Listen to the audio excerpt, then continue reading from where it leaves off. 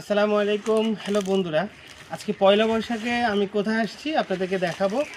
আজকে আমি আপনাদেরকে যেখানে নিয়ে আসছি সেখানে চমৎকার একটা মৌসুমি ফল, যেটা আমরা কাঁঠাল, বাংলাদেশের জাতীয় ফল। তো আমি কাঁঠালকে আজকে দেখাবো। আমার আজকে কাঁঠাল বাগানে কি কোন কোন জাতের কাঁঠাল আছে বা কী ধরনের কাঁঠাল আছে আপনারা দেখবেন, এবং বিশেষ করে আমার কাঁঠালের ভালো দিকগুলো নিয়ে আমি আপনাদের ভিডিওতে দেখাবো। আসলে প্রথমে এই দিক থেকে আসি। আমার এই কাঁঠালের তিনটা জাতি কিন্তু একই জাতের, আমি পাশাপাশি লাগিয়েছি। এই কাঁঠালগুলো যখন পরিপূর্ণ হয়ে আসবে, এই কাঁঠালগুলো আপনারা দেখতে পাচ্ছেন, দেখতে একই রকম সুন্দর সাইজ।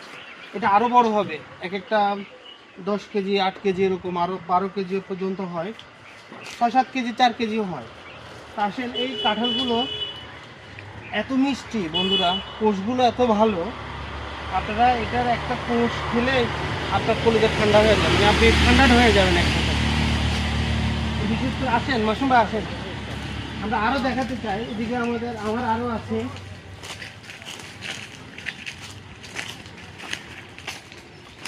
এই যে আপনারা দেখতে পাচ্ছেন, এখানে একটা দুইটা কাঁঠাল আছে জোড়া। এই কাঁঠালগুলো অনেক ভালো ভালো জাতের কাঁঠাল। আচ্ছা স্যার, আমি একটু কথা বলি। হ্যাঁ বলেন। স্যার, আপনি গাছগুলা কোথায় থেকে সংগ্রহ করছেন? আমি এই কাঁঠালের যে চারাগুলো আমি নরসিংদী থেকে নিয়ে আসছি।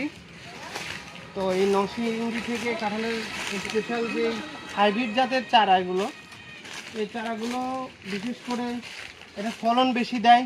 আপনার বন্ধুরা দেখেন, এই যে আপনি অনেক সুন্দর কথা বলছেন যে এই জাতের কেন আপনারা এই জাতের চারাগুলো লাগাবেন, এটার ফলন একদম গোড়া থেকে। হ্যাঁ দেখতে পাচ্ছেন, আপনারা দেখেন, একটু কাছ থেকে নিয়ে দেখেন। হ্যাঁ দেখেন, ফলনগুলো এই যে কাঁঠালগুলো গোড়া থেকে একেবারে একদম মাথা গোড়া থেকে একদম মাথা পর্যন্ত কাঁঠাল ধরে। তো আপনারা সবাই কাঁঠালগুলো কেমন কমেন্ট করে জানাবেন। সবাই ভালো থাকবেন।